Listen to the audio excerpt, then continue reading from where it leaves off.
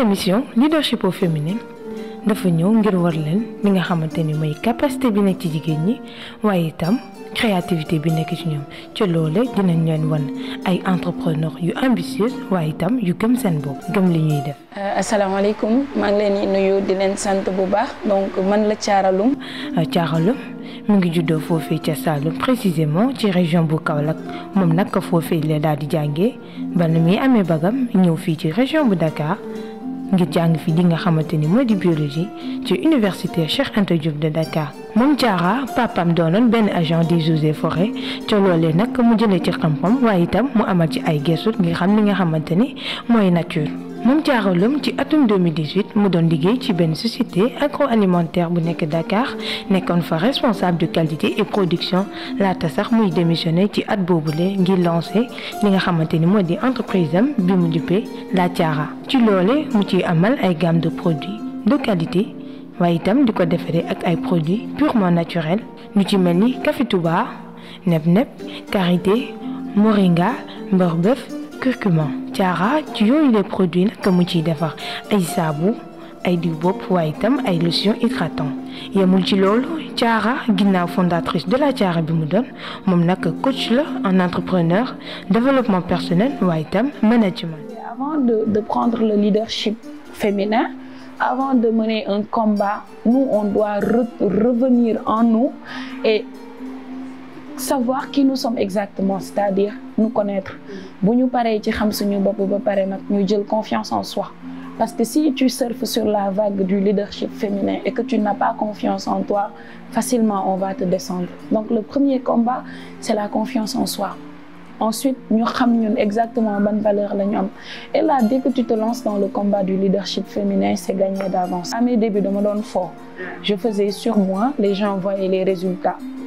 Mais bi ma demee ba démarrer carrément dama amoon benn challenge bu ma bokkoon quand même, un challenge de Badoukan, voilà, où il était question de démarrer son business avec 2000 francs. Ouais, c'était top quand même, c'était très qui. Donc qu'est-ce que j'ai fait? J'ai juste pris les 2000, on nous a donné 2000 ñun ñëpp pour démarrer le business. J'ai pris 2000, j'ai acheté 2 mètres de satin, 800, ça fait 1600, les 400 en élastique. Ma dem si tailleur bi mu defal ma 4 bonnets. Donc 4 bonnets yi ma jaayee bonnet bu nekk 2000. 4 fois 2, 8, ça me faisait 8000 francs. Donc ma am si marge. Jël marge boobu noonu dem jënd karité des pots defar crème yi. Donc c'était important pour moi de m'inscrire dans un challenge pour que demain, si je dois raconter l'histoire, me mën a permettre à des jeunes ñu xam ne on n'a pas besoin de gros moyens pour démarrer. Souvent à mes étudiants, je leur dis que j'ai une cousine, Fadji, elle a démarré son business avec 0 francs. Elle a juste porté une très belle tenue. Ah, li nga sol rafet na, oui, man maa koy defar. Elle a pris l'avance 10 000, dem jënd tissu yóbbu si tailleur bi. Un autre jeune, il a pris ses 2000, il a acheté 2 montres à 1000 francs qu'il a revendu à 2000 francs chacun. Et comme ça, il a ouvert sa boutique pour dire que les financements, c'est juste des blocages qu'on se met, mais qu'on peut commencer avec 0 francs. Chance ou malchance, j'aime bien le dire, c'est après le bac, j'ai été orientée à la faculté des sciences pour encore étudier les plantes. Donc, nekk université, bëgg toppatoo sama bopp, sama karaw, sama yaram, xam luy plantes yi di jëriñ, je me suis dit pourquoi pas utiliser leen. Et c'est comme ça que ni ma leen di utiliser nit ñi di ma wax ah lan ngay utiliser, tu as un joli teint. Comme ça affaire yi commencé commercialiser wu. J'adore créer, que ça soit si cosmétique wala si leneen, j'adore créer. Et au fil du temps ngay créer di essayer di formuler di defaraat, donc day tax ba ngay perfectionner wu. Et après si sama cursus aussi def naa benn formation de 2 ans boo xamante ne dañ ma former ci formulation. C'était plutôt agroalimentaire. Mais comme boo xasee ba am aptitude yi rek ça devient benn tu as la main et ça fait que da ngay am facilité di formuler sur tout. Et puis voilà, avec l'appui de mes professeurs aussi ñu nekk ESP, je demandais tout le temps des conseils. Loolu moom ma gën a tax ba may defar ay produits ñuy jaar yoon. Alors man entrepreneur là depuis 2018 officiellement, mais avant loolu j'ai été dans le milieu professionnel parce que bi ma jàngee ba am bac ñëw Dakar, j'ai fait une licence en biologie. Après ça dama def benn certification en agroalimentaire, 2 ans d'études. Et suite à cela, c'est la rejoindre milieu industriel bi, donc ay Nestlé Sénégal au Royal, où j'ai été responsable production, responsable qualité. Et puis donc en 2018, après quand même 5 ans d'expérience professionnelle, je me suis dit voilà, j'ai plein de choses à faire. J'en avais trop dans la tête pour rester entre 4 murs. Et c'est comme ça que j'ai démissionné, bien que j'ai fait un master en qualité. Là, je suis en train de faire un master en gestion de projet. Mais voilà, j'ai quand même eu beaucoup d'expérience dans le milieu professionnel avant de me lancer en entrepreneuriat.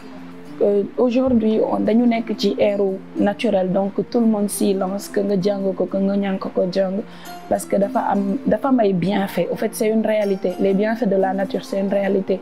Et suite à maladie yi ñuy gis yëpp, les gens se tournent de plus en plus. Donc, mais aujourd'hui, ñun suñu particularité mooy que dañ ko jàng, donc loolu atu bu njëkk la. En plus de cela, di ko utiliser aussi, donc nekk ambassadrice bi, nit ñi wóolu ñu mën leen aussi di leen ko proposer. Donc au-delà de cosmétique bi, parce que cela a commencé depuis 2018, là maintenant on est sur beneen gamme de produits qui utilisent carrément les herbes, les plantes pour du bien-être également.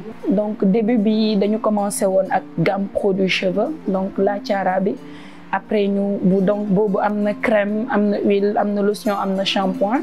Ñu dem ba ci biir ñu commencé defar des savons, donc savon à base de moringa, nep-nep, tulukuna, café touba, curcuma. Donc on a vraiment 7 gammes de savons moom lañ nekk di def. Léegi ñu gën a avancé, ñu créé aussi gamme produit pour cheveux bébé. Ñu jóge ci loolu maintenant ñu dem ci la Tiara Healthy bi, donc boobu c'est des infusions à base de plantes comme le vétiver, comme le goé, le ndir, donc plein de choses qu'on fait et qui ont des rendus pour l'organisme. Là par exemple mooy gamme cheveux la Tiara bi pour Magui, donc là c'est shampoing bi, am nañ aussi lotion bi, donc fii am nañ crème, am nañ lotion, am nañ huile de pousse bi aussi ak shampoing bi. Donc bii nii moom mooy gamme pour Magui. Donc là on a la lotion, là on a une crème aussi pour les cheveux et ça c'est le shampoing, donc ça c'est pour les enfants. Bi moringa la, bi beurre de karité, bi beurre bœuf, bi nep-nep, curcuma, café touba, donc am nañ si yu bëri. Packaging bi nii lay mel, donc ñu ngi nekk toujours si recherche et développement parce que packaging au Sénégal c'est pas très évident. Donc au-delà de ça aussi on fait des gommages. Bi c'est à base de café touba, bi c'est à base de curcuma, donc on fait plein de choses. On a des feuilles, on a des infusions, on a par exemple ça c'est le ndir, le souchet, qui est excellent pour les femmes, pour la production de lait ou pour des trucs intimes. Et ça c'est un thé au fait mixé avec du vétiver, du goé et tout. Donc vraiment on a plein de trucs et à chaque fois dañuy nekk di rechercher, di innover, di développer pour la satisfaction de nos clients. Donc prix bi quand même c'était un challenge, je dirais que c'était un véritable challenge parce qu'aujourd'hui tellement qu'on était habitué à l'industriel et aux prix qui sont très bas que quand les gens ont basculé si naturel bi, les prix étaient très élevés. Alors nous on s'est challengé, on s'est dit pourquoi pas wàcce prix à ce que société bi nit yi ñu mën a avec leur bourse pouvoir acquérir ces produits naturels. Donc que ça soit les produits cheveux, donc la gamme la plus chère c'est à 15 000 et tu as 4 produits quand même. Les savons c'est à 1500, la Tiara Healthy, les produits varient autour de 1000 francs et de 2000 francs. Donc vraiment c'est très accessible ce qu'on veut faire découvrir les bienfaits de la nature à tout le monde. Au-delà de jaay bi ñuy jaay sur Dakar, on est présent sur les régions, on a des commandes qui vont au niveau des régions mais aussi à l'international parce que on fonctionne en mode marque blanche. Donc tu vois ay nit yoo xam ne dañu nekk extérieur bëgg gis lu ñuy def mu neex leen mu baax tamit, donc dañ lay proposer à ce que nga defaral leen produit sans étiquette, ñoom tamit ñu def ci seen étiquette mën ko jaay. On a des clients un peu partout en Allemagne, au Maroc, en France, aux États-Unis. Donc on travaille ñu ngi ci parce que au-delà de ça aussi notre challenge premier, comme j'aime bien le dire, c'est faire un produit de qualité qui soit utilisé par les Sénégalais et adopté par les Sénégalais. Et ça fait que demain, si les opportunités se présenteraient, voilà, ça sera un excellent travail. Alors, en termes de leadership féminin, j'ai beaucoup d'exemples quand même, beaucoup d'exemples parce que J'ai grandi dans un milieu où voilà, le leadership a toujours été là. Peut-être ça a commencé à l'école primaire parce que j'ai eu beaucoup de maîtresses quand même bi may jàng. Les voir am charisme boobu noonu ça me faisait quelque chose. Mais au-delà de ça aussi ñun chez nous dañu am benn modèle de leader. Je commence par ma mère parce que ñun mon père était dans l'armée donc il n'était pas présent du tout. Il voyageait tout le temps. Donc, ñun sama yaay moo ñu yar. Souvent, quand je fais des interviews ou que je passe à la télé, elle me demande ce français bi niveau bi. Je rigole, je dis c'est toi au fait. Parce qu'elle, elle n'a pas fait les bancs. Elle a fait des études coraniques. Et malgré tous ses diplômes, elle a tout laissé de côté pour se consacrer sur son éducation. Je me rappelle, quand on étudiait, par exemple, elle xamul woon lu ñuy lire. Mais tout le temps, c'est elle qui nous tenait nos cahiers. Que boy jàng rek, elle te dit demal nga jàngiwaat. Et tu vois, elle était là très à point sur notre éducation et on voyait aussi côté finance parce que ça a toujours été difficile. Elle était là, on ne manquait absolument de rien. On était des modèles même et voilà, on était tout. Moi, j'étais personnellement toujours première et j'avais l'estime de mes professeurs, de mes formateurs, même à l'université aussi. Et tout ça, c'est grâce à elle. Donc, elle m'inspire beaucoup, ma mère. Parce que je vois tout ce qu'elle a sacrifié. Et au fil du temps, ngay avancé, tu vois les Warkha, les Maïmouna Yad, tu vois, beaucoup de jeunes femmes quand même, avec les moyens du bord, qui arrivent à porter des combats extraordinaires. Tu te dis que je dois cultiver ma part du champ, au fait. Parce que la vie est un champ, le leadership est un champ. Connaître ce baye waram rek, lepp da fay mujjé jaar yoon. Alors c'est pas du tout facile, hein. C'est pas facile. Je pense que tous les jours j'ai envie de quitter parce que on pense qu'on maîtrise, on pense que voilà, affaire yi té nañ ko suñu loxo mais non. Une petite anecdote, en 2019, il m'est arrivé me tester parce que je faisais un test sur un savon au laurier qui est très bien même pour fatigue bi et tout pour les sportifs parce que da lay soulager. Donc me def ben test pour réussir. Donc, on était au temps vers Liberté 6 Extension, on avait un laboratoire là-bas. Je fais le test, je réussis. Et là, je fais une grosse production quand même de savon. Et le lendemain, parce que normalement, sur 24 heures, il faut sécher, le lendemain, j'arrive, dara wowul. Et c'est comme ça que je perds toute ma production. Et qu'est-ce que j'ai fait? Dans mon watch, juste les rideaux. Et sur un mois, j'ai rien touché au fait. J'ai carrément fait ben burn-out et j'en voulais plus. Et c'est des challenges tous les jours. Soit si c'est pas la matière première qui manque, si c'est pas le prix de la matière première qui varie, c'est les problèmes de conditionnement. Tay da ngay jënd suba mu manqué et c'est comme ça. Il faut vraiment aimer l'entrepreneuriat pour rester dedans. Alors, donc au-delà de l'entrepreneuriat business, je suis aussi entrepreneur social parce que j'ai une fondation qui se nomme Defte Yalla Takh et on œuvre sur ça depuis 2018. Donc, on fait des actions pour les prisons, pour les daara, pour les pouponnières également et pour la formation des femmes. Donc, souvent, on fait des collectes et ce qui est extraordinaire avec ça, c'est qu'on utilise notre réseau. Donc, si collecte, si fondation, ça me donne de dem. Comme je suis entrepreneur, j'ai un réseau de clients, mais également comme je suis formatrice, j'ai des amis, j'ai des collègues, j'utilise ce réseau. Je fais juste un appel. Ok, on va collecter. Exemple, la collecte qu'on avait fait en décembre, ça s'appelait Kilo Tchep. On sait que dans toutes les maisons, il y a du riz. Donc, on a dit kilo tchep ou 500 francs. Et on a demandé 500 ou kilo tchep à tout le monde. On a fait une collecte quand même d'une très grande quantité de riz qu'on a utilisé pour former des femmes à Kaolack sur la transformation des produits locaux. Donc, jox leen seen ay attestation pour que ñu mën créer seen ay business am indépendance financière. Et les produits qu'on a reçus de cette formation, on les a distribués aux daara et aux pouponnières.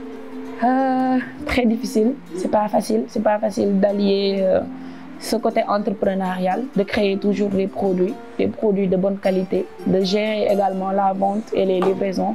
C'est pas facile d'être formatrice, de pouvoir gérer des jeunes qui ont des ambitions, de gérer des jeunes qui veulent rejoindre des entreprises, leur transmettre tes vécus, tes compétences. C'est pas facile d'être mère, c'est pas facile d'être enfant d'une maman.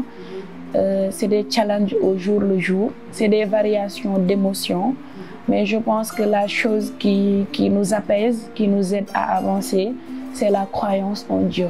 Donc se dire que c'est des missions, c'est ça, c'est des missions qu'on a, et quand on a une mission, il faut l'accepter. Et comme mon oustaz le dit, Dieu ne te donne jamais quelque chose qui est au-dessus de ta charge.